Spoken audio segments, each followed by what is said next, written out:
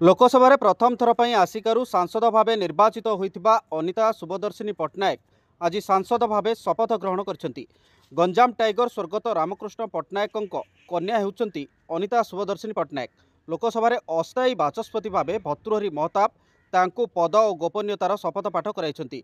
अनिता हेउचंती राज्य बीजेपी जड़े टाणुआ महिला नेत्री। पूर्व बीजेपी बहु पदपदवी से रही आछंती।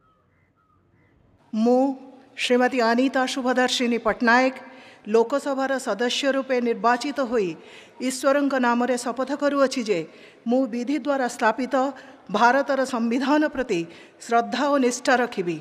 मु भारतर सार्वभौमत्व अखंडता अक्षुण्ण रखिबी एवं मु जे पद ग्रहण करने को जाऊँगी ताहार कर्तव्य श्रद्धापूर्वक निर्वाह करिबी।